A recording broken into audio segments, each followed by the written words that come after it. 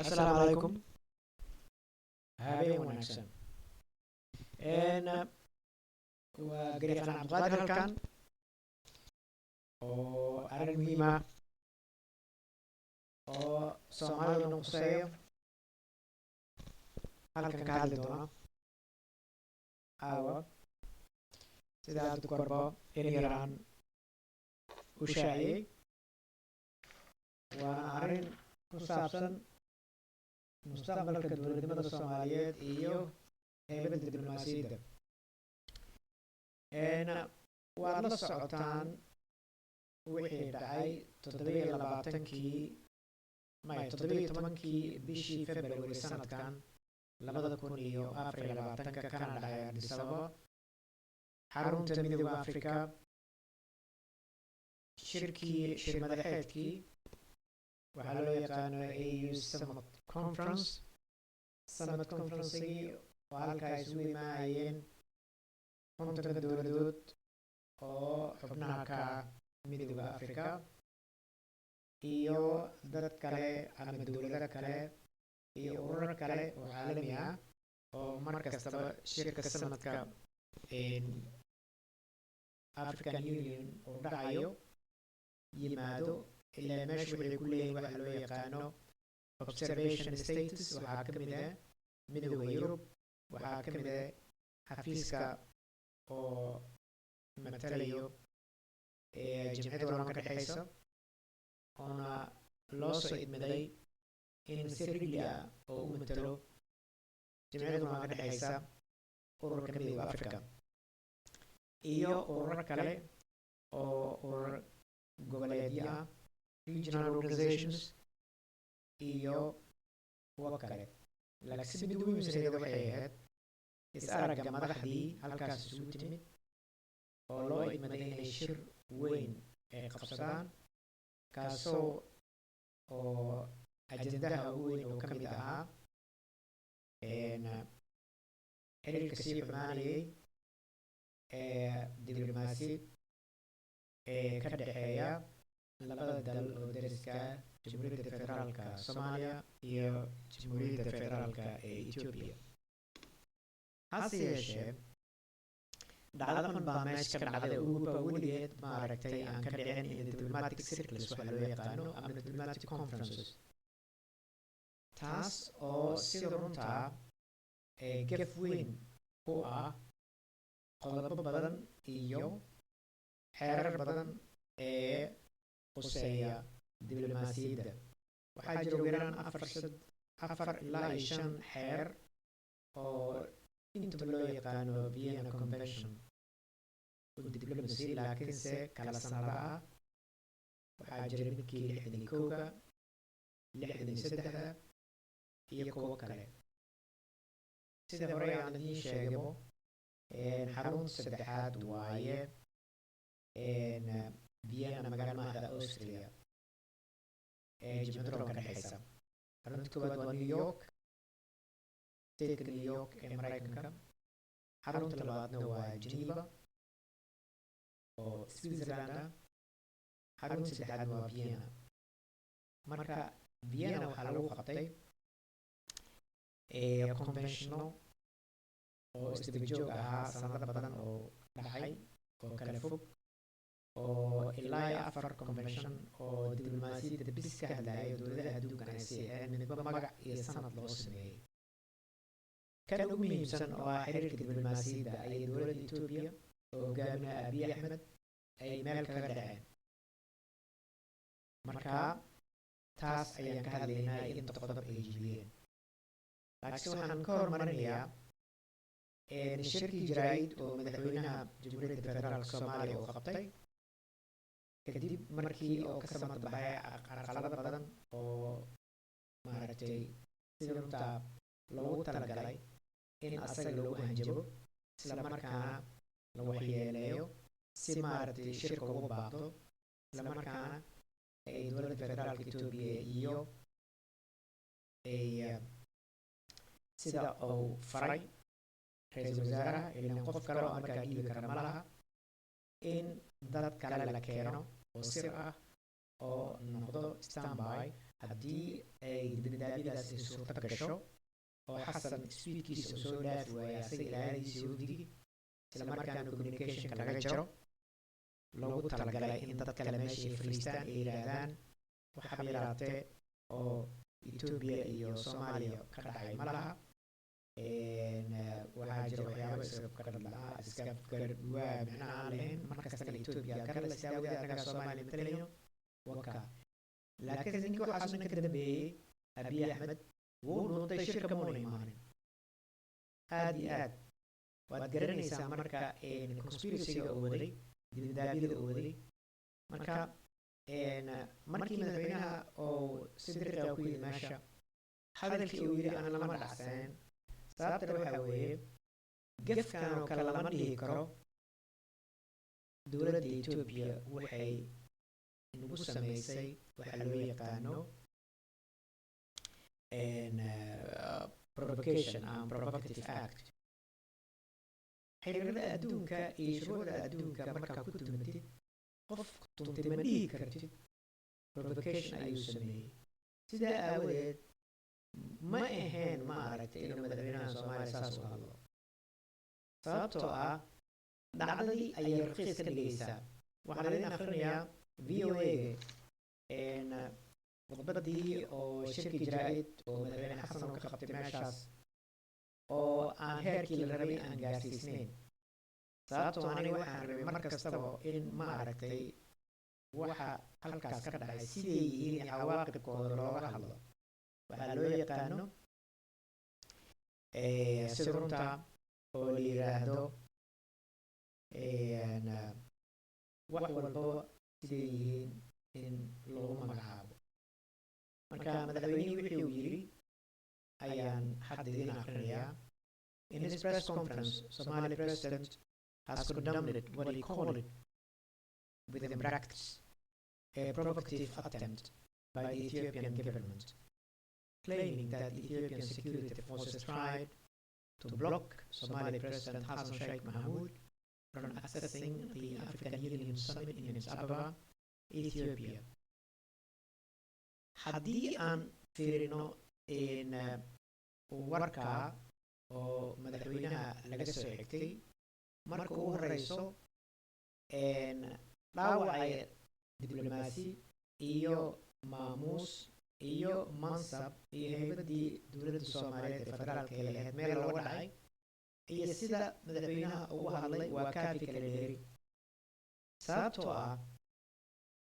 waxa meesha la rabay in la yidhaahdo maba aheenbo tentative waxay isku day Ethiopia weeye tentative an attempt macnaheedu waxa waa isku day iskuma yeedayn xabadaha ka dhici gaara suudka madaxweynaha dhalinyaradii la socota baa difaacday taas lama yidhaahdo isku day it has been an act waxa weeye dhacdo la sameeyey dhacdadaasne ma aragtay action ayaa dhacay marka ma aha tentative ma aha isku day marka ereyga ingiriiska ee provocative attempt macnaheedu waxa weeye ma aragtay si oo provocation ay isku dayeen sida runta ahna eedayntii ayay raqiis ka dhigaysaa legally sababtoo ah waxaa la rabay in madaxweynaha ay dadka la socda ay ku nuuxnuuxsadaan isla madaxweynahan oo ku nuuxnuuxsado in ay jirto waxa loo yaqaano a breach of diplomatic relations and diplomatic immunity and diplomatic exercise and the facilitation of the diplomats to carry out their diplomatic missions accordingly. intaas ayaa madaxweynaha la rabay inuu sheego hadduu sheegana waxaa meesha ku cad in ay jibisay dowladda Ethiopia convention oo adduunweynaha dhan oo isku afgartay hadda waxaan idin akrinayaa inta qodob ay jibisay dowladda Ethiopia waxaan ka bilaabaynaa xeer guud ahaaneed adduunka dhan oo aqbalay oo jimcada ka dhexaysa ay sponsor garaysay qaybtiisa كوباد Part 1 دفعة سدحات Chapter 3 Part 1 Chapter 3 أي كحسن تحي وحلو يقانو a breach of an international obligation marka dowlad ay jibiso waajibaadkii ka saarnaa dunida marka gefka ma aragtay xasan sheekh loo geystay ma ahaan mid Soomaaliya bis loo geystay waxaa loo geystay international diplomacy waxaa loo geystay xeerka oo qeexayo international diplomacy ee Vienna Convention of 1961 kaasoo Itoobiya siixday Soomaaliya siixday adduunka dhan uu siixay loogu talagalay in diblomaasiyiinta hawshii loo idmaday loo sahlo lagu taageero ammaankooda la ilaaliyo meeshay ku sugan yihiin aan la gelin waxaa loogu dhacay Sweden waa idin aqrinaya artikelada ay jibisay Ethiopia. All right, then let's define what is a breach in international law. In the terms of Article 12, the breach of an international obligation haddii aan fiirino qodobka 12aad oo hoos yimaado Part 1 Chapter 3 ee xeerka United Nationska qodobka 12aad af buuxa ayuu wuxuu ku leeyahay qofkii diblomaasiyiinta meel kaga dhaco adduunkuna meel kaga dhacay. It's not a provocation. Ma aha provocation sida xasan sheekh uu sheegayo. anigu waxaan qabaa Soomaaliya mararka qaarkood waa la yaabaa ma aragtay waxa ka dhaco marka oo international forumska ay tagto waa inay jiraan dad diblomaasiyiina oo ku takhasusay international law gaar ahaan public international law xeerarka adduunka diblomaasiyadda dowladaha sida loo aqoonsado dowladaha sida ay dowladaha kale ugu kala baxaan waxaas dhan wuxuu hoos yimaadaa waxaa loo yaqaano public international law ama xeerka dunida oo publicka ah oo dowladaha u dhexeeya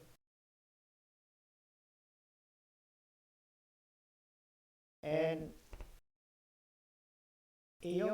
xeerarka kale oo la midka ah hoos yimaado oo tafaasiilkooda dhiiba sida waad ujeedaan asna buuggan international law waxaan ku imaa reflexka oo si fiican loo arkay fartiisa iyo buwaag kaloo badan ayaa jiro oo si runta authoritative ah oo ah maaragta suldo oo maaragta wax kastoo adduunka oo dhan ka dhaco laga soo xigto Article 12 breach of international obligation consists of in disconformity between the required diplomatic protection to the visiting state, in this case Somalia, and by the obligation together with good and friendly conduct of receiving state, in this case Ethiopia, in accordance with the Vienna Convention on Diplomatic Relations of 1961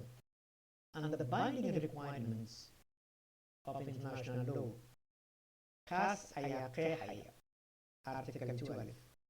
oo ka yimid Part 1 Chapter 3 breach of an international obligation in accordance with the international law and according to the chapter of the United Nations Organization. Termska ama waxa uu qeexaya Article 12 ayaan akhrinaya. The breach Article 12 wuxuu ka hadlayaa a breach of an international obligation tumasho lagu tuntay Ethiopia waajibkii ka saarnaa obligation waa waajib mafruud waa waajib saaran bay ahayd Ethiopia sababtoo ah Ethiopia waxaa loo yaqaanaa the receiving state dowladdii soo dhaweynaysay the visiting state dowladdii booqanaysa waa Soomaaliya hogaaminaya madaxweynihii okay adduunka oo dhan qofka markuu madaxweyne yahay wuxuu leeyahay international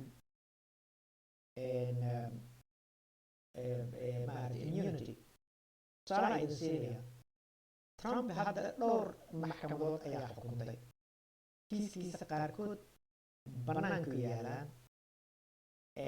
hal kiis keliya wuxuu ka koobnaa 33 eedayn laakiinse waxa ku qasbay inuu madaxweyne uu galo ayaa waxay tahay in aan la qaban oo maxkamadda la saarin marka waxaa la sugayaa hadda termkiisa markuu dhammaado madaxweyneyaalka adduunkana waxay leeyihiin waxa loo yaqaan international immunity ma aha keliya hal dowlad waa sababta madaxweyneyaalka dambiye ee galaan aan loo xiri karin ilaa la sugo inay ka degaan maaragtay xukunka tusaale yar aan siinaya Uhuru Kenyatta markii oo iyo madaxweynaha hadda joogo William Ruto waa ayaga lagu eedeeyey in lagu kulahaayeen dhowrkii kun oo qof oo ku dhintay rabshadihii doorashada la xiriiray berigaas ayadaa oo u dhexeeyey Uhuru Kenyatta iyo Raila Odinga maxkamadda loo yeeray oo jariimada adduunka way tageen labadaba way isdib dhaafeen waa sababta weligood isma jecleen Uhuru Kenyatta weligiis ma rabin in oo ka dhigta madaxweyne ku-xigeen William Ruto laakiinse labadaba waxaa lagu eedeeyey in dadkii ayaga raacsanaa dad kale ay gumaadeen ama ay dileen dad badan marka si labadoodaba si uu faaruq uu noqon firaaq oo maamul oo dhinaca Kenya madaxweynihii markii la doortay ninkii uu necbaa madaxweyne ku-xigeen oo ka dhigtay markii madaxweyne ku-xigeen oo ka dhigtay labadaba marka maxkamadda lagu yeeray kiiska waa loo sheegay laakiin idima qaban karno idima xiri karnaa layidhi waxaa leeyihiin international diplomatic immunity adigana madaxweynaha tahay sitting president ninkana waxa waaye sitting vice president okay hadda madaxweynaha haystay waxaa loo yaqaano international immunity oo jirgil loola tagay oo maaragtay qolkiisa lagu soo xiray oo jidka laga xiray aad baan uga xumahay inaan maaragtay descriptionkaas aan ka hadlo ma aha in madaxweynaha uu yidhaahdo it has been an attempt of a provocative act waxaa la isku dayey in lay provokaareeyo ma aha saas marka waxaa meesha ka baxday karbaashkii Ethiopia lagu karbaashi lahaa oo ah in Ethiopia kiis oo yaalo loo yeero maxkamadda adduunka International Court of Justice taasaa xiriirka dowladaha qaabilsan marka ani waa garan lahaa xisaabta ee hadalkaa ugu yimi waa hadal raqiis ah meesha ayaan kasii wadaya Article 12 existence of breach of international obligation ayuu aad uga hadlayaa dowladaha waxa mafruudka ku ah markay u yeerayaan ama oo booqanayo madaxweyne kale iyo wadi oo wato farad bay ku tahay in maamuuskooda amnigooda xushmadooda iyo wax kastaba la ilaaliyo islamarkaana loo sahlo waxay meesha u yimaadeen alright marka see ku imaan kartaa there is a breach of an international obligation by a state when an act of the state is not in conformity with what required by or of it by obligation regardless of its origin or character. Sidoo kale, Article 29 ayaan idin aqrinayaa. Article 29, the person of a diplomatic agent shall be inviolable. Asal markaa wuxuu ahaa a diplomatic agent. Qofka haysto haybad diblomaasi shall be waa ku qasab. An order shall be inviolable. Qof aan la waxyeeleyn karin lagu xadgudbin karin shall not be liable to any form of arrest lama xiri karo waxa lagu sameeyey waxay ahayd something like a house arrest saacada ayaa lagu haystay suitekiisa hotelkiisa. It's a form of arrestation. sidoo kale the receiving state dowladda martigelinaysa in this case Ethiopia, Federal Republic of Ethiopia, shall treat him, the president in this case, with respect, with due respect. madaxweynaha wafdigiisa waa in ixtiraamka ay mudan yihiin la siiyaa. In English, with due respect. maaha respect ee baryayaan. Due, legally and linguistically, macnaheedu waxa waaye respect ama ixtiraam ee baryayaan maaha, waa ixtiraam oo qasbiyan ku ah the receiving state, dowladda ayaga ay u yimaadeen ay booqanayaan. ilaa shirka ayay u yimaadeen, shirkan dhul dowladeed uu ka dhaceeya. waxay mudan yihiin marka waxa loo yaqaano a due respect. And shall take, marka dowladdaas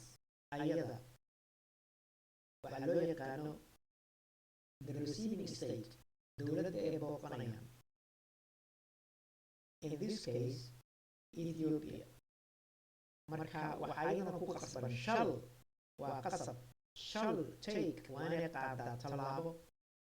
taasoo ah all appropriate steps, tallaabooyinka ugu muhiimsan oo dhan oo lagu xasilinayaa to prevent any attack, inay ka hortagaan madaxweynaha wafdigiisa attacks loo geysanayo. on his person, asaga shakhsigiisa, freedom, xorriyadiisa, and dignity, iyo sharaftiisa. Its own the books of the International Vienna Convention on the Diplomats of 1961. It's written here, Article 29.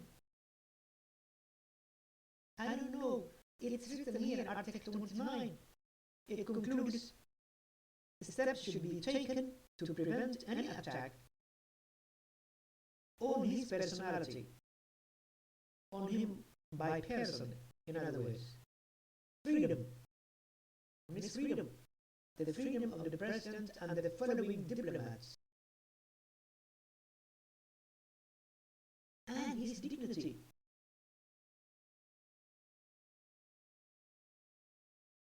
It's not an attempt, a provocative attempt. It happened. And there is an article already from 1961, signed in Vienna in Austria, sponsored by the United Nations Organization, signed by almost 200 states, countries, who are today members of the United Nations. There is no country who abstained or refused or neglected.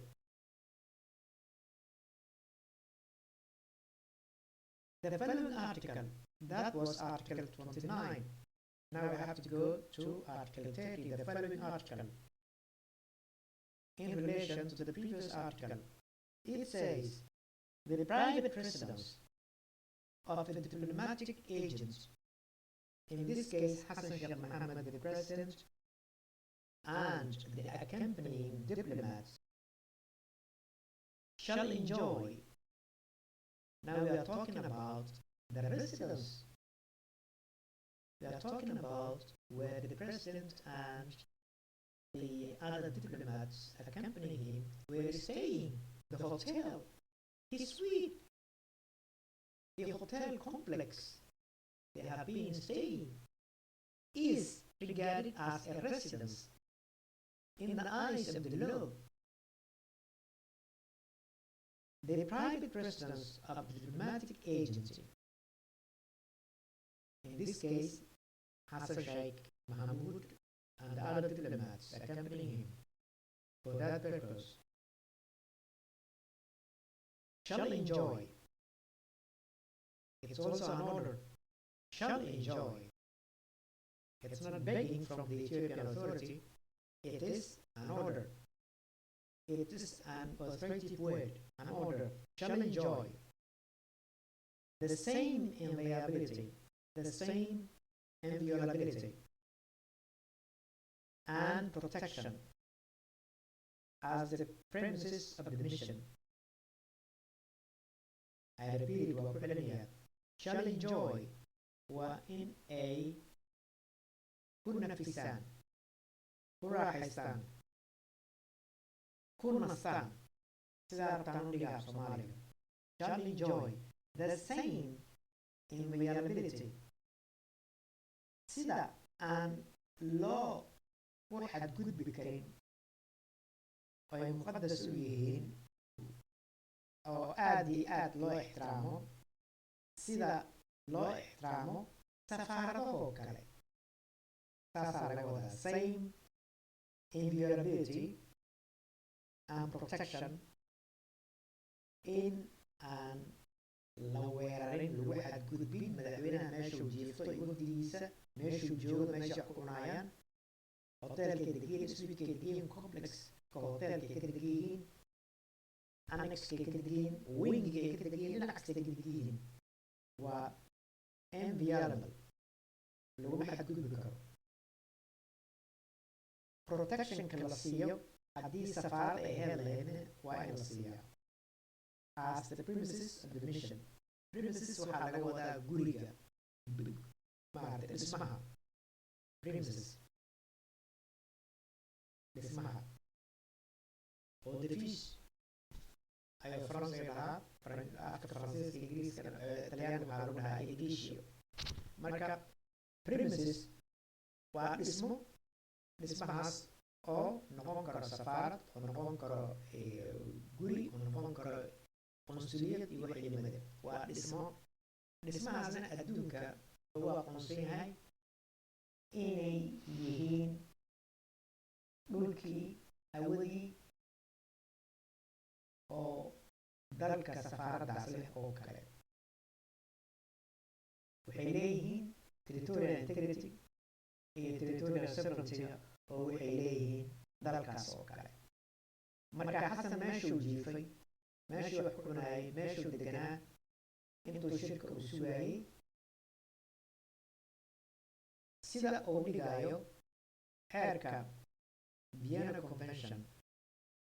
on Diplomatic Relations in 1961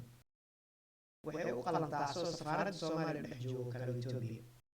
marka safaaradda Soomaaliya loogu galay haddii loogu galay muran baa dhacay gacan ka hadal baa dhacay haddii dhalinyaradaas maaragtay activeka ay la socon lahayn hubka watay marre ayay maaragtay madaxa ku dhufan lahaayeen madaxweynaha fahmaysaa marka ma aha isku day sida madaxweynaha statementigiisa uu yiri dhibkii lagu sameeyo raqiis ka dhigay ana waa kasoo horjeedaa arrinka marka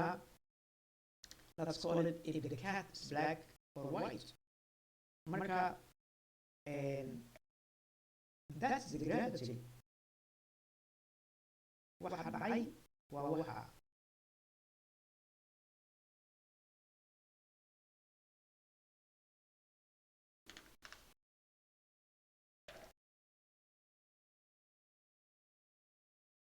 maxaa keenay marka in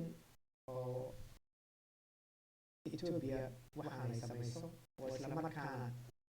sidii anshixi ay jibisay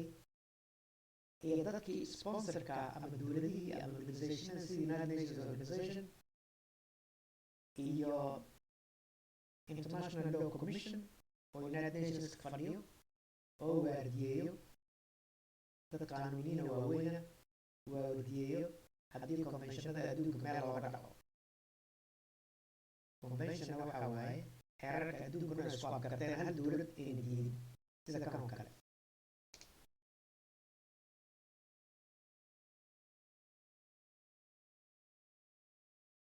Vienna Convention iyo on Diplomatic Relations 1961 iyo xeerar kale la mida on diplomacy iyo habsocodka dowladaha. Anigu waxaan u arkaa waxa Abiy Ahmed iyo dadka asaga la taliyo ama waxaan la qorsheeyey waxay sameeyeen. Aniga waxaan ugu magacaabi karaa waxa loo yaqaano farsama diblomaasiya maaragtay afka carabiga macnaheedu uu yahay diplomatic piracy. Piratar ayay Ethiopia noqotay. madaxweynena ay afduubteen. Marka madaxweynaha inuu yidhaahdo ma aha iyo wafdidan bay afduubteen. Inuu yidhaahdo ma aha press conference oo yidhaahdo there has been a tentative of provocation from Ethiopia. Inuu dhaha ma aha. sababtoo ah shuruucdan horaa loo dhigay cawaaqib bay leedahay. cawaaqibkeedana waa article 12. dowladaha meel kaga dhaco waana waxa keliya oo yar oo adduunka aad isu raacaan. waayo dowlad walbaba dowladeeda kale maaragtay ergeygeeda diblomaasi ayadana saasaa loo gelayaa. marka waa waxa keliya oo adduunka oo dhan oo si dhaqsaa u ansixiyey laiskuna afgartay. xitaa United Nations Organization markii oo dowladdii ugu dambeysay ee siixday ayaga laftooda ayaa yidhi raboortka ayay ku qoran tahay oo ay leeyihiin waa konvenshanada shuruucda yaryar oo adduunka oo laisku wada raacay ayay ka mid tahay xeerka ilaalinta diblomaasiyadda iyo habsocodka diblomaasiyiinta hab adeega diblomaasiyiinta iyo weliba frame relations ayaa ku jira meeshan oo ah in dowladaha aynu si maaragtay civilized ah oo ilbaxnimo oo wanaagsan ay dowladaha wada xaajoodaan una soo dhaweeyaan wafiida iyo madaxweyneyaalka adduunka. marka madaxweyne lagu dhacay hoteelkiisii ay u dhaceen askarta caadiga oo laamiyaalka taagan oo Addis Ababa waana ahayn askarta United Nations African Unionka loogu talagalay sida askarta United Nationska oo jimcada u dhexeysa askarta booliiska camalka u shaqeysa. booliis maaha booliis camal u shaqeeya UN-ka u qoran yihiin. uniform wataan United Nations Organization ayaa ku qoran. UN-ka ka amar qaataan. sidoo kale waa la mid African Union. waayo African Union dowladihii hore oo ka caqli badnaa ninkan oranka ah askar gooniya ayay ugu tabaruceen oo Ethiopiana qaarkoodna laga soo qoray Afrikaanka kale oo dhexdhexaad ah ayaa ka howlgala qaacada lagu shiraayo xafiisyadooda. madaxweynaha kuwa ka furaayo ilbaabka waa ayaga, kuwa gaariga ilbaabkiisa ka furaayo waa ayaga. hal nin oo Ethiopian ah oo federal iyo askarta federaalka oo fara la geli kara male. laakiin nimanka hoteelka tagay ee wafdigii Soomaalida ay fadhiyeen waxay ahayn niman reerkiisa oo Oromo ah oo laga soo qabtay xerooyinkii militariga. kuwii qaacada joogay mayna ogeyn oo loogu talagalay madaxweynaha inay soo dhaweeyaan. sababtana waxa weeye madaxweynaha hoteelkiisa markuu joogo ilaalada oo wato oo loo idmaday maaragtay sida madaxweyneyaalka adduunka protocolka uu yahay oo hubkooda watay ayaa hoteelka la joogay. maadaama hoteelka ayaga la joogeen looma baahna marka dadkii qaacada waardiyeynaya oo booliiskii neutraalka wuluud ka shaqeynaya African Union in la keeno looma baahna. laakiinse kuwaas waxay kala wareegayaan ilaaladaas markay qaacada tagaan oo ay soo galaan compoundka African Union complexka sida baabuurka ilbaabka laga furaayo wixii lamida inta shirka uu socdo. marka Abiy Ahmed wuxuu ugu talagalay intay nimankaas la wareegin security-ga in oo dad laamiyaal ka soo wato oo jabhadiisa oo yidhaahdo madaxweynaha u hanjaba. ilaa hadda kahor dad baa u hanjaba kuleetii qabti way imaan meesha. laakiin madaxweynihii waxaas lagu sameeyey, dowladdii waxaa lagu sameeyey marka it's bizarre. I don't understand the choice of the words. madaxweynaha waxaa la rabay si diblomatic inuu hadlo asagoo xiganaya xeerarka adduunka oo lagu tuntay asagoo dhahayo isla markaana we have to activate article 2 alif waa in article 2 alif aan isticmaalnaa oo Ethiopia mar dambe waxaan ayna samaynin waanu gudbinaa maxkamadda cadaaladda adduunka ayada bis ayaa xiriirada dowladda bis dhex geli karto hadday dhul isku haystaan hadday diblomaasi isku haystaan haddii ma aragtay haleedaa waxyaabo kale ay isku haystaan waxaa kaloo jirto xeerka adduunka ma qabto shakhsi xeerka adduunka wuxuu qabtaa dowlad waxaa loo yaqaano state responsibility waxaa waaye waa xudunta international law marka dembigan iyo anshaxmadan iyo falxunkan Ethiopia ay gashay waxay dhabar ka saaran tahay dowladda Ethiopia waana kubadda uu ciyaarayo Abiy Ahmed maxaa ugu dan leh oo dhawaan cid dooranaysa bal uu ka tagayaa dalka marka waa in meel kasta uu ku ciyaaraa state responsibility waa inay jirtaa haddii tusaale ahaan dowlad ay la xiriirto International Court of Justice in Hague lahay Netherlands ama Holland soo yaqaano ay tiraahdo dowladdaasaan dacweynayaa oo laakiinse ayna ku jirin wax loo yaqaano an element of statehood ama iyo an element of state responsibility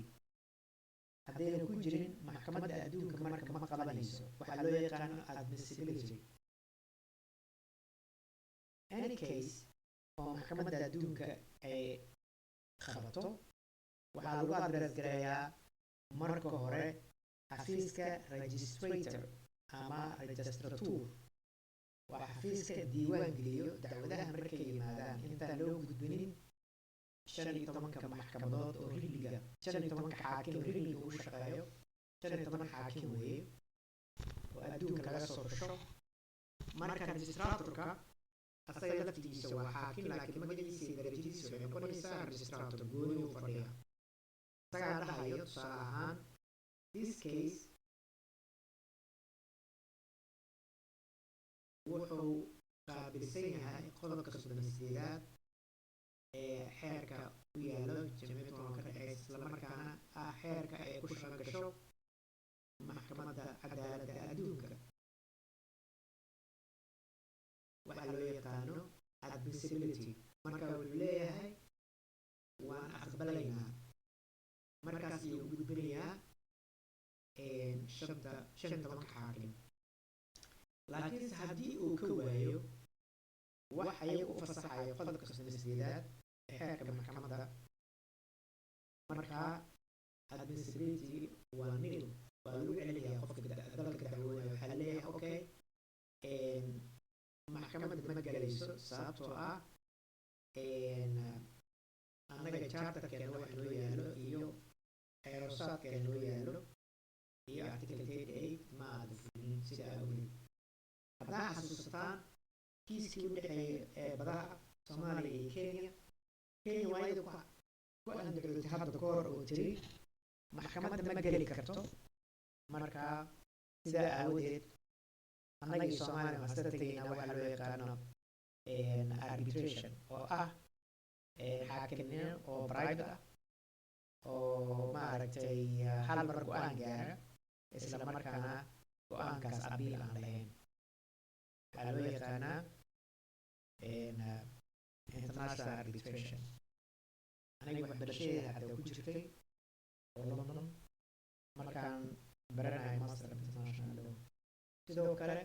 cabdiqawi axmed yuusuf ninka xaakimka oo Soomaaliga oo noo fadhiyo maxkamadda adduunka isaga laftigiisa waxyaabihii oo sanadii dambe uu ku shaqayn jiray ayay ka mid tahay. wuxuu ka mid ahaa waxaa loo yaqaan international arbitrators ama international arbitration judge. kiisaskii oo qaaday waxaa ka mid ah hadda ka hor IMF-ta iyo dowladda Argentina arrin isku haysteen. laakiinse ka hor wuxuu soo qabtay waxyaabo badan oo aad iyo aad muhiim u ah. wuxuu ahaa madaxa intuuna maxkamadda imaanin ka hor madaxa shuruucda ee African Union. wuxuu ahaa la taliyaha shuruucda oo UNESCO, hay-adda adduunka ee waxbarashada iyo culture-ka oo xarunteeda ay tahay Paris. wuxuuna wax ku bartay oo ku sameeyey master public and private international law, isla markaana isku mid aan ahay masterkiisi laakiinse weligeeda doctorate oo ka qaatay Geneva. labadaba master iyo doctorate Geneva ka qaatay, sababtaasoo francophone uu yahay, Faransiiska uu yaqaanaa. waxyaabaha ugu muhiimsan waxay tahay maxkamadda adduunka marka oo qof maaragtay ay dowlad usoo dirsanayso, waxaa muhiima qofkaas labada af inuu yaqaano. ileen talantaali iyo daladoori ayaa maxkamadda maaragtay bareeheeda loo qaadaa af Faransiis af Ingiriis, go-aankeedana wuxuu kusoo baxaa labada af. wuxuu kaloo bedelay intuuna maxkamadda uuna ku biirin Jabuuti iyo oo France isku haystay nin oo xaakim ahaa oo baarayay musuqmaasuq sida la sheegay Jabuuti ka dhacay, isla markaana meydkiisa la helay.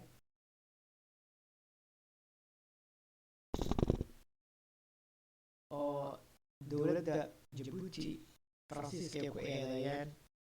in ay xaakimkaas ay dileen. marka Jabuuti waxay qabsatay abukaatu ahaa maxkamadda oo cadaaladda adduunka beriga Cabdiqawi Axmed Yuusuf. wuxuuna u ahaa waxaa loo yaqaano ad hoc judge.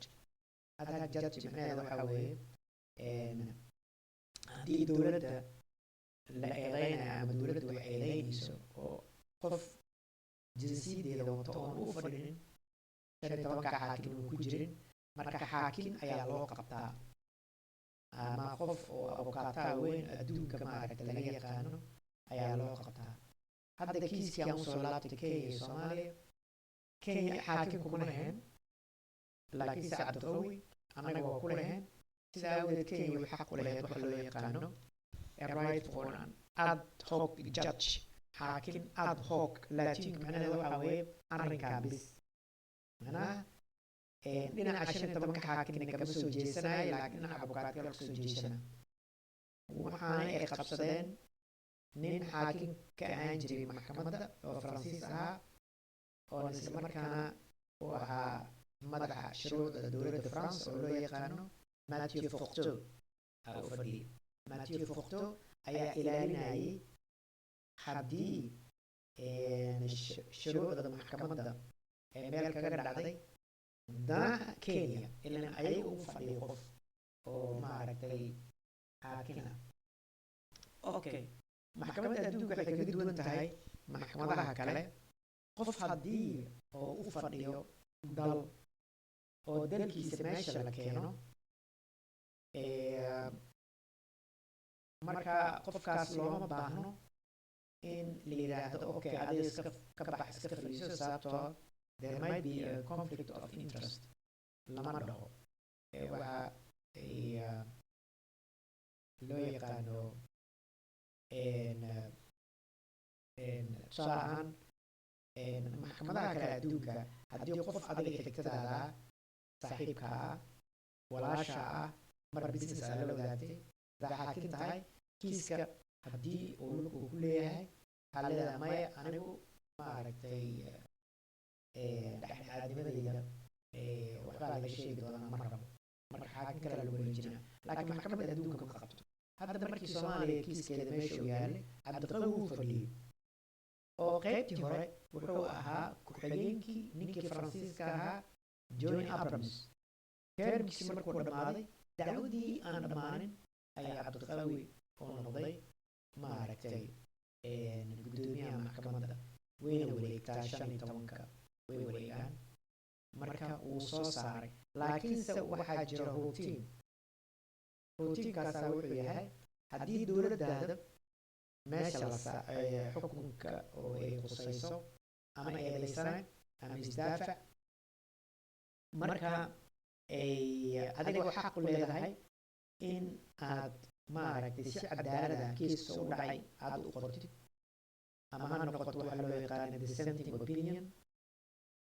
fikirka maxkamadda majority ay gaartay fikir ka duwan ha noqoto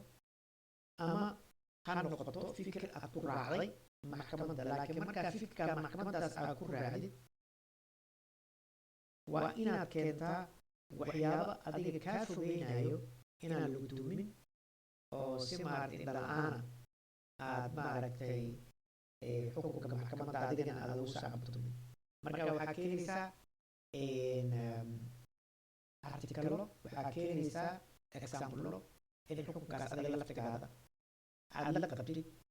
ay tahay wax maaragtay sharciyana haddoo tusaale usoo qaadanayo xaakimyaalka la hadda kahor maxkamadda dowladahooda markii hore la keenay ay laftooda si cadaalad u fadhiyey oo waxaanay tahay wax maaragtay soo jirayna oo aan arrin uba marka taas ayuu asagana ku lifaaqay asagoo dhahayo maxaa la yihahdaa cabdiqawi axmed yuusuf anigoo cabdiqawi axmed yuusufa waxaan meeshaan ku tibaaxayaa fikirkeyga xukunka u dhacay iyo sida uu yahay marka dowlad walbaba waa ninkeeda waa u fadhin karaa naagteeda ama gabadheeda waa u fadhin kartaa meesha laakiinse waxaa laga rabaa si cadaalada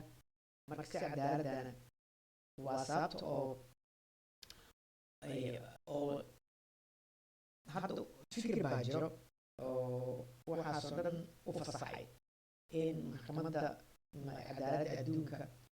qof dalkiisa markii la hor keeno aan la dhihi karin mafahmaysaa adiga ka har 15 marka ugu horeyso dastuurkeeda wuxuu dhigayaa in 15 ay meesha joogto 15kaasne ma qabaan waxaa loo yaqaano ku-xigeen oo meesha buuxinaya tan labaad caqliga wuxuu yahay dad adduunka dhan ay soo doorteen haddana see loo dhihi karaa cadaalad maaha hada tusaale ahaan cabdiqawi axmed yuusuf waxaa la tartamaya ogaana 6 qofood saan u xasuusto markaan akhristay arrintiis markay socotay intaba asaga keligiisa laga doortay marka ugu horeyso waxaa ku dooranaya general assemblyga kalfadhiga guud madaxweyneyaalka markay shirayaan ayaa cv-gaada la horkeenaa iyo aqoontaada iyo waxaada iyo kulli kadib waxaa ansixinaysa haddana oo baaritaanka la gelaya security councilka waayo security councilka ayay ka tirsan tahay maxkamadda oo cadaaladda adduunka marka dadka aan si fiican u fahmin waxay yidhaahdaan okay maxkamadda cadaaladda adduunka waxay qabtaa bis hal mar ay go-aan gaarto laakiin abiil ma qabto see maaragtay loo dhaqangelinaya laakiinse abiilkeeda wuxuu yahay maxkamadda haddii qof ay xukunto dal ay xukuntay garalaaw haddii dalkaas uu diido security councilka la hadlaysaa security councilka ayaa cunaqabateen sameynayo waayo protocolically waa qayb ka tirsan maxkamadda adduunka waa qayb ka tirsan security councilka inkastoo ay ku shaqeyso protocol gooniya guddoomiyaheedana sanad kasta wuxuu tagaa bishii September marka madaxweyneyaalka jamciyadda tobanka dhexeysa loogu yeeray general assemblyga guddoomiyaha markaas maxkamadda waxaa loo yaqaana the president of the court of the ICJ oo wareegto xilkaas sida madaxweyneyaalka adduunka ayaa khudbad u jeedinaya khudbadaasoo ka hadlayso inta kiis ay qabteen inta ay maaragtay hadda sugayaan inta go-aan ay ka gaareen isla markaana waxay leeyihiin ilaalada United Nations guryahooda iyo maaragtay masiirkooda kale marka waa xubinta keliya oo United Nations ka tirsan oo fadhiso meel ka baxsan New York oo maaragtay sababtoo ah lama ana ka hadli maayo ururadan kale sida UNESCO oo UNICEF iyo Geneva iyo Vienna ay fadhiyeen ka hadli maayo. Waxaan ka hadlayaa General Assembly-ga iyo Security Council-ka. labadaasaa United Nations u talay. marka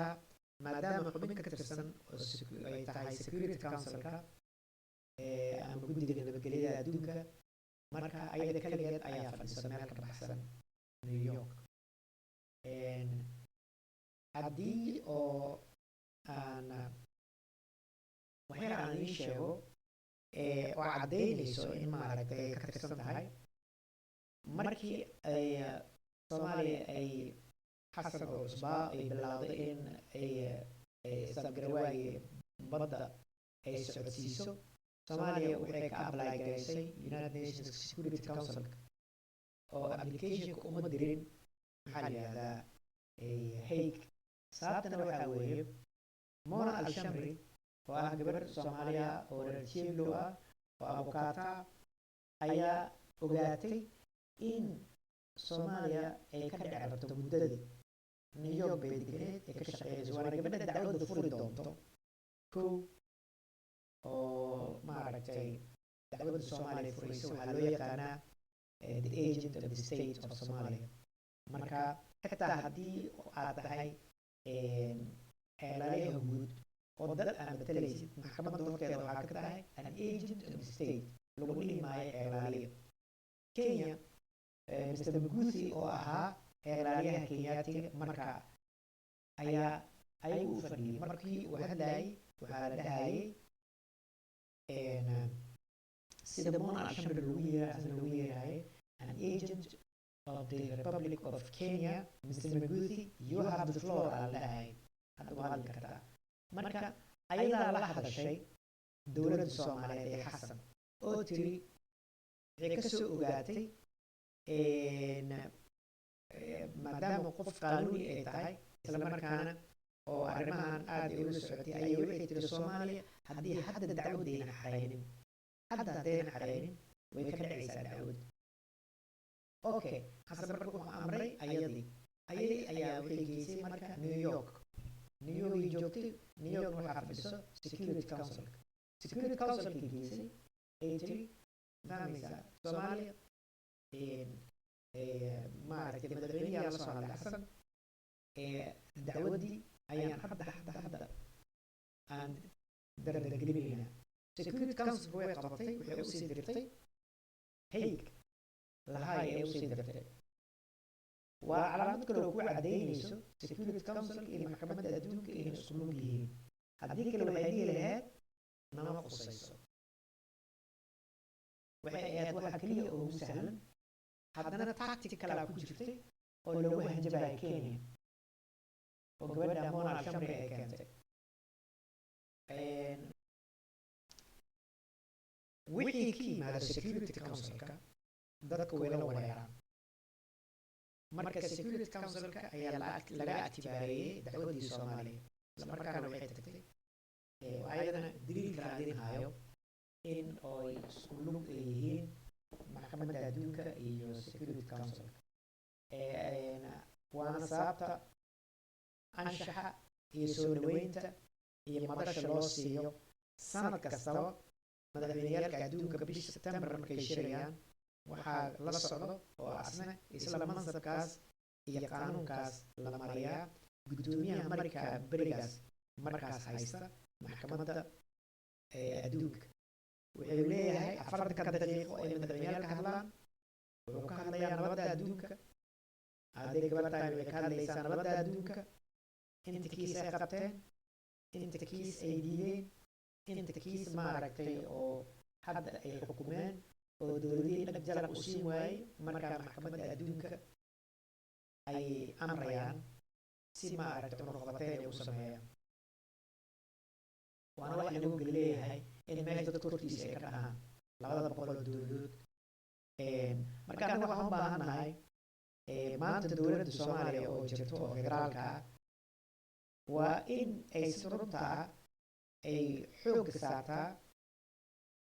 in ay wax ka fahanto masiirka diblomaasi iyo xeer adduuneedka dowladda Soomaaliya mar kastaba wajahayo in ma aragtay dad aqoon u leh oo matali karo isla markaana foojigan khatarada waxa loo yaqaano ama diplomatic jab ama dhibaatooyinka oo diblomaasiyadda ay keeni karto ka hortagi karo ama diplomatic spat waxa loo yaqaano hadday noqoto waxaa diyaarsaba ka dhaco kale anaga laftigeena qab ahaan waa samayn karnaa diblomaasiyin kale waa ku samayn karnaa dalkeena joogo loo soo idmaday teeda kale waa in ururada adduunka si u shaqeeyaan iyo sida ma aragtay oo maxaa la yihahdaa annaga xiriirkeena adduunka u saameyn karaan ayaga laftooda aan ka fikirnaa hadda tusaale ahaan waxaan ku biirnay ururkan cusub oo isbahaysiga dhaqaale iyo juqraafi afrikada bari baarlamaan yar uu leeyahay wuxuu leeyahay xafiis sharciyeed xafiiska sharciyeed oo sida runta ah oo shaqadiisa ay tahay xeerarka intaasoo dowladood oo ganacsi waxaa loo yaqaano international commercial law iyo waxa loo yaqaano international trade law labadaba muhiim bay u tahay wayna kala duwan yihiin international trade law iyo international law of commerce waxay u baahan tahay dad shuruucdeeda yaqaano qawaaniinteeda yaqaano ma aragtay siday u saameynaysa ganacsiga oo export import insurance wixii lamid waxaa jira international insurance law ayaa jiro waxaa jiro international export import waxaa jiro hadda tusaale by this area tan ku saabsan international law of commerce sida runtaa badi waxay ka yimaadaan shuruucdiisa united nations oo guddiyada oo shuruucda adduunka ayaa qoro waxaa ka mid ah sij oo geneva mayviana ma aragtay lagu seexay conventiono badan oo waxaa jira ganacsiga saata hadda idin sheegaya haddii adduunka oona ku wada midoobin sida runtaa adduun ganacsi lama samayn karo una gooshi karo marka waxaa loo baahan yahay shuruuc kala dhiciso hadda tusaaleaan siinaya aniga waxaan leeyahay company Saudi Arabia nimid waxaan la galay heshiis inaan ka qaato tusaale ahaan 2 markab oo ah badeecad okay labadaas markab oo badeecadda ah markaan ka qaato xaq baan u leeyahay maadaama badda ay marayso insurance okay marka heshiis la galaayo waa in ma aragtay lagu lifaaqaa waxa loo yaqaano a clause af ingiriiska ama clausul afka swedishka meesha haddaan deganahay kaasoo dhigayo clausul xataa waa latiin xataa faransiiska way isticmaalaan marka heshiiska la wada gaaro ayaa waxaa lagu qorayaa haddana dhowr page dhowr maaragtay oo line oo heshiis ah tusaale ahaan markabka aniga waxaan u wadaa Ireland markabkana Australia badeecadana waxaan ka soo gatay Saudi Arabia haddii markabka uu quuso ama ay u timaado dhibaatooyin kale ay dhacdo ama ma aragtay uu sakraamo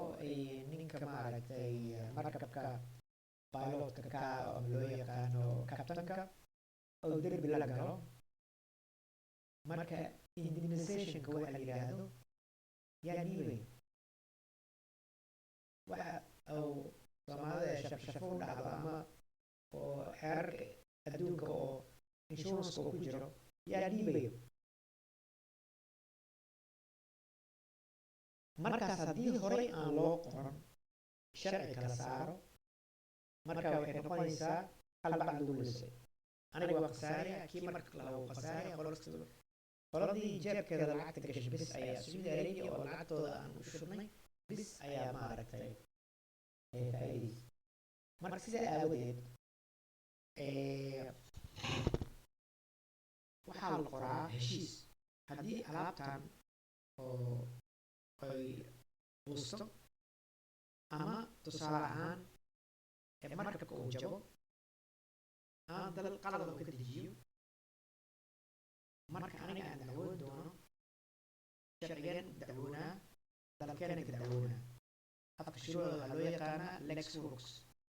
macnaheeda waxaa waaye markaas ayaa clausul aan samaysanaynaa xeer yar oo heshiiska dhex socdo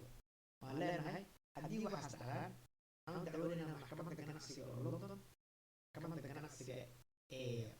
maaragtay Stockholm ama maxkamadda ganacsiga ee Paris ama New York ayaan u dacwoonaynaa okay intaas ayaa la qoraya hadhow haddii qofka badeecadda ay ka dhunto ama ka dhacdo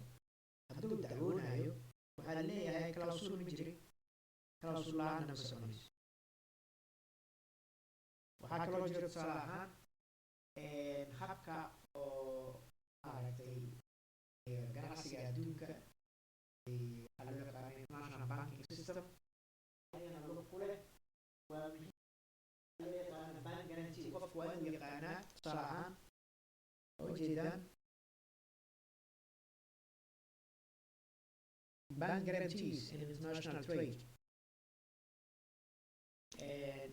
marka xeerar badan baa jiro oo sahlayo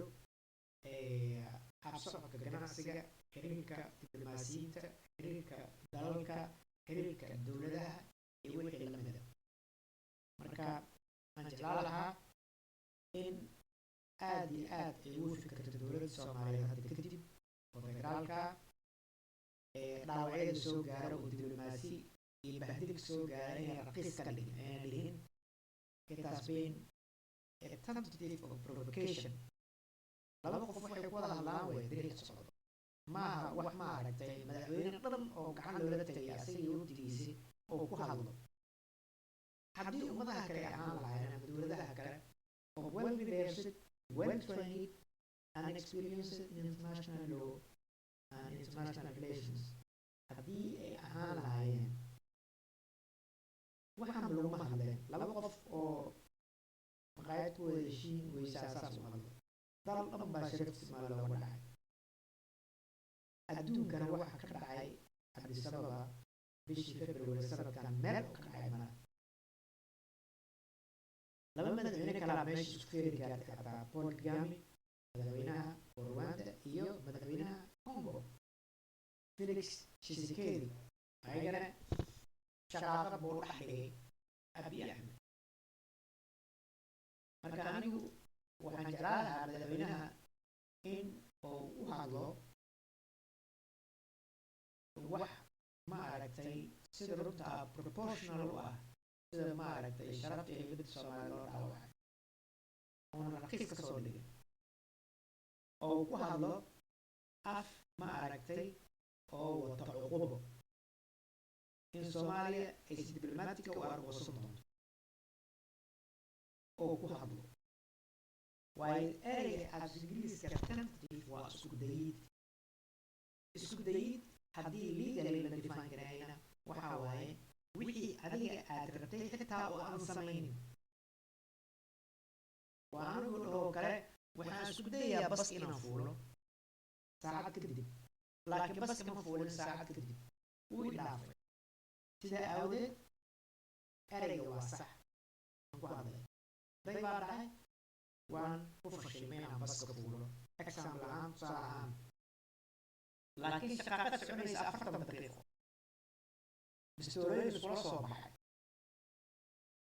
ilbaab la xirtay ilbaab laad ugu jibiyey baabuur oo diplomatic corporate CD wato dariiq loo istaagay baabuur lagu gooyey askar ay fuuleen oo loogu talagalay madaxweynayaal kale la sii daayay وكم يدي اسماء انا قيل ومركز كور قبل لكن مركز ما اركي دونه اصلا ماشي وصومر ان كانوا كحرنا اولوي oo baabuurka masaan la geele oo soo fuulay markuu soo fuulayna isla markaana saacadda markay tageen shaqaaqad kale ka dhacday laba madaxweyne kale isku qabsaday marka waxay ahayd fursad weyn ayay ahayd in ma aragtay madaxweynaha oo ku hadla markaas waxa loo yaqaano diplomatic language oo yiraahdo waxaan dhacay heerkaas meel looga dhacay qodobadeeda leedahay sida awgeed we have to activate article 12 of part 1 chapter 3 breach of international obligationka waxay ahayd ma aragtay qasbiyan ku ahayd Ethiopia oo annaga naqaabilaysay ammaankeena habsocodkeena qowsheena nolol fududeeyo iyo wixii la mid ah sidaa awgeed ma fahmaysaa waxaan rabnaa in adduunka aan u sheegno in meeshaan ay istaahilin mar kale lagu shiro oo tusaale usoo qaata xataa wixii kaloo garabkiisa ka dhacay oo yidhaahda arrintan ugu keliya maaha it hasn't been an isolated case laba madaxweyne kala isku dharbaaxi gaareen meesha ay u ahayd fursad weyn in laga raro isla markaana la tuso Ethiopia inay laga bilaabo maanta ay qaabili karin konton dowladood konton madaxweyne aniga waxaan arkay videoyii waxaan arkay askartii bodyguardka oo u dhaaranayso Felix Tshisekedi madaxweynaha Democratic Republic of Congo oo af Faransiis ku hadlaya sababtoo ah Faransiisku waan aqaanaa oo ay raadsanayo askartii oo shilka ahayd oo sidoo kale madaxweynihii kale la socday ay kuwan af Ingiriisi ku dhaaranayaan kuwan af Faransiis ku dhaaranayaan mamisa ilaa markii dambe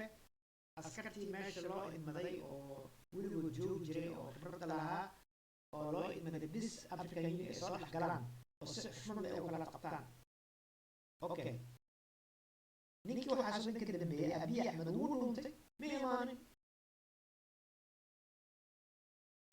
wuu dhuntay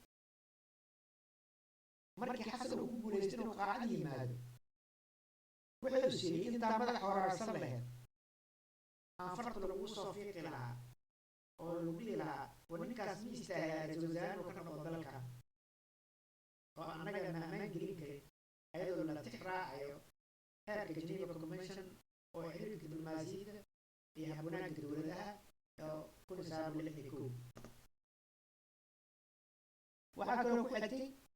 markii oo laisugu yeeray Museveni uu martiqaaday ayadana wuu dhuuntay Kampala waxaa jooga jaamacadda carabta waxaa jooga ururka midowga Afrika oo dhan waxaa jooga jamciyadda waa dhexaysa waxaa joogay EUda madaxdeeda wuu dhuuntay marka qof waxaa samaynayo khayaano wataa ma aha tentative waa sharwade marka aad baan ugu xumahay sida ma aragtay raqiiska ah oo ma aragtay press conference madaxweynaha uu ka leeyahay ma aragtay Ethiopia waxay samaysay provocation or tentative waxay isku dayday in provocation lagu samayso su-aasha isweydiinaya waxa waaye haddii la akhriyo buwaagta international law ee shuruucda EUda shuruucda United Nations Organization iyo African Union xiriirka dowladaha waxaa quseeyo international lawna provocation laguma samayn karo provocation shakhsi baa lagu sameeyaa laguma sameeyo xeerka adduunka waa la jibiyaa xeerka adduunka waa la jibiyaa that's why titleka article 12 oo aan rabin madaxda Soomaaliyeed inay activate ka dhigto ay codsadaan ayaa wuxuu yahay xataa cinwaankiisa breach of an international obligation. dowladda markay jibiso oo martida loo yahay wixii adduunweynaha oo ayada dhabar ka saarnaa mas-uuliyaddeeda obligation mas-uuliyad ku qasbaneed. laakiinse laba qof oo maqaayad fadhiso ayaa waxay dhihi karaan maaragtay you have provoked me or you tried to provoke me, you attempted to provoke me. laakiin qof magac dowlad ku hadlaya saas uma hadlo. aad baa uga xumahay. taasna hadda Ethiopia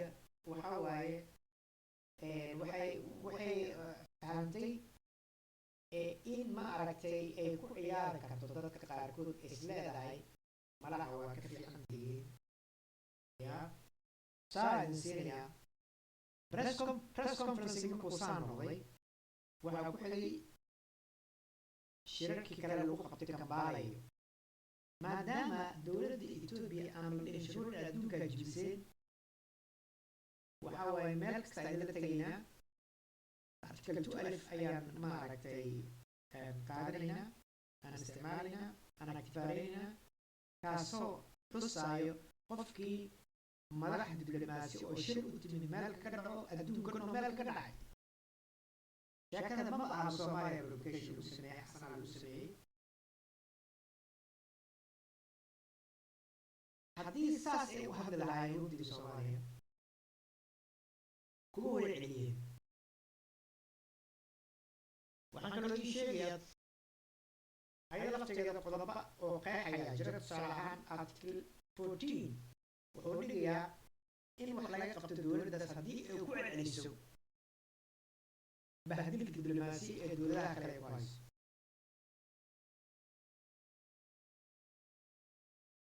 marka article 2 keliya maaha, waxaa jira article 13 and article 14.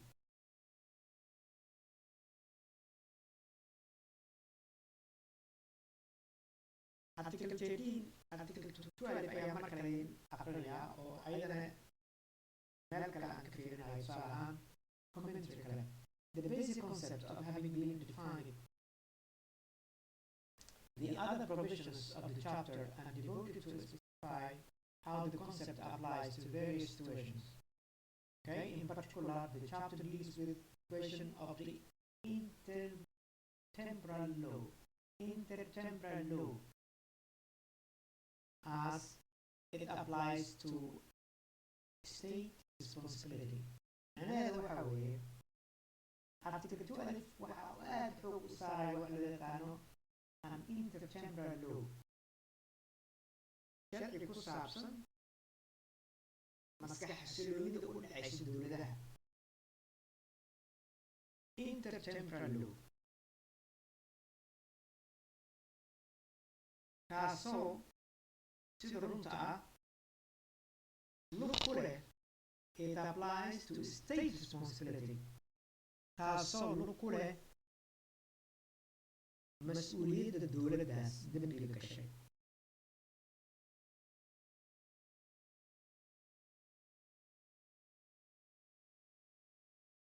ie in Latin afka Latinka macnaheedu yahay as an example of Ingiriisa. ie the principle that the state is only responsible for the breach of an international obligation. waa mid hadda aan sheegay waxa xiriirka adduunka keliya jibin karo dowlad, shakhsi ma jibin karo. dowlad xiriirka adduunka wuxuu ku beesgaraysan yahay international law. xuduudteeda waa dowlad wixii dowladda bis iyo dowladaha kale oo isku tagay. hal dowlad ama dowlada kale ama dhowr dowladood ayuu qabtaa.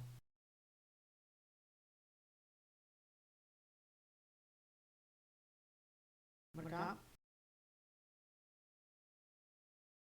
haddii oo dhaco jibin xeereed, the principle that the state is only responsible for the breach of an international obligation if the obligation is in the force of the state that time of the breach, Article 13, with the equally important question of continuing breach. Here, Article 14 wuxuu ka hadlayaa with the equally important ayadana sidoo kale waa muhiim the question su-aasha of continuing breaches dowladdaas in gefka diblomaasi meesha ka sii wado mar kastaba looma dul qaadanayo shuruucda adduunka ay leedahay uu leeyahay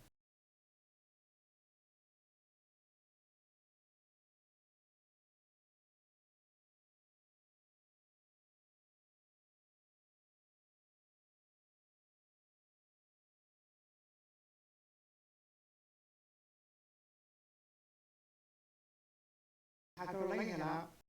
article 12 waxaa loo yaqaano in determining whether given conduct haddii waa in la xasiliyaa ama la ogaadaa whether given conduct maaragtay conduct waxaan dhihi karaa soomaaliga tusaale ahaan edeb oo kale edebta oo dowladdaas eedarrada ayaa laga wadaa dowladdaas ay gashay attributable ay keeni karto to a state constitutes a breach of its international obligations ay keeni karto dowlad kale inay ku aabiyoto eedarrada dowladdaas ay keeni karto dowlad kale inay ku aabiyoto taasoo saldhig u noqon doonto wax loo yaqaano a breach of international obligation waajib ka saarnaa xeerka adduunka ee dowladda oo anshaxun ay samaysay dowladda anshaxunna waa dowladda Ethiopia aadan ka hadlayay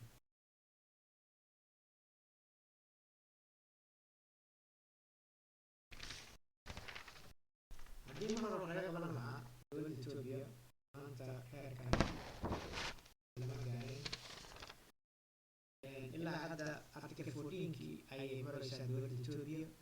oo anshaxumada weli way kusii socotaa weli way kusii socotaa sababtoo ah dadka dembiga gelaysa ayaa hurda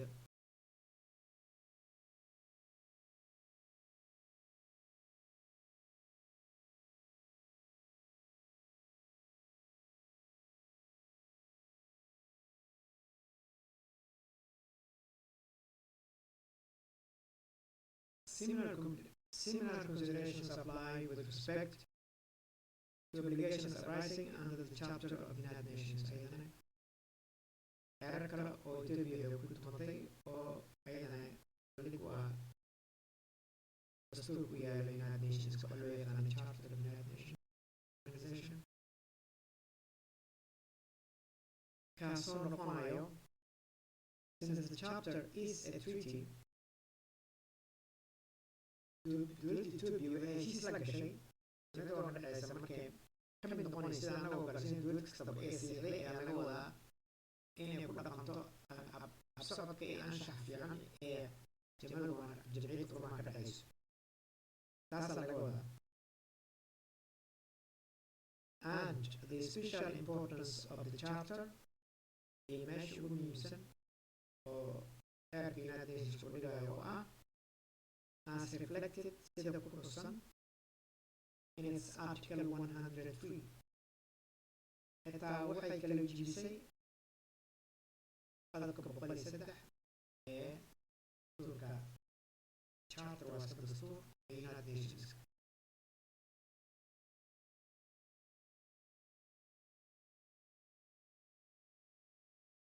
kaasoo laga soo xigtay derives from its express provisions xeerarkaas oo ah buuxa United Nations uu ku leeyahay as well as from virtual universal membership taasoo ayadana deel u ah dowladihii horna saxiixeen waxaa loo yaqaano virtually sida runta universal membership dowladaha memberka oo dhan of the United Nations Organization United Nations article 12 oo aan rabay inay activaarayaan dowladda Soomaaliya ee federaalka dowladdiisa waxay tahay the breach by a state of an international obligation haddii dowlad meel lagu dhacdo waajib ka saarnaa dadweynaha constitutes waxay u tahay maaragtay cibaaro an international wrongful in adduunko dhan ay ku gaftay act inay say dowladdaas samaysay dhacdo adduunko dhan ay ku gaftay dhacdada xasan lagu sameeyey iyo wafdigiisii maaha xasan keliya qusayso adduunko dhan ay Ethiopia ka gashay hey wake up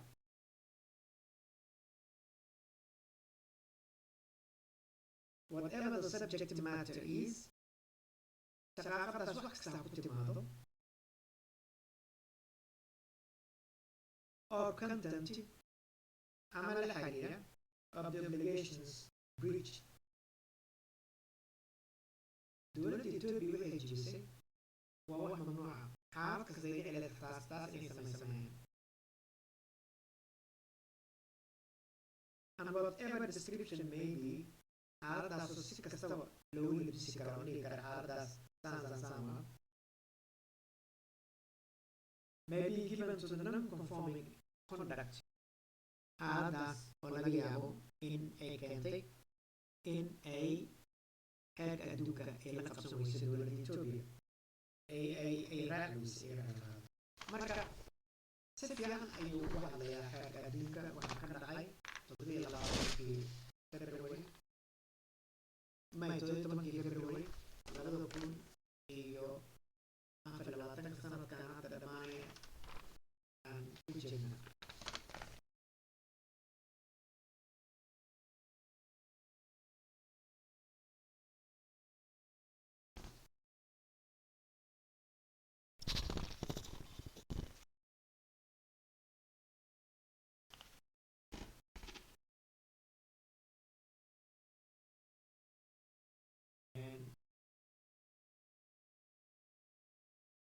intaas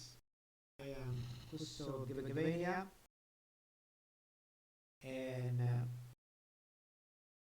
aan rajeynayaa inaan mar kale aan kulmi doono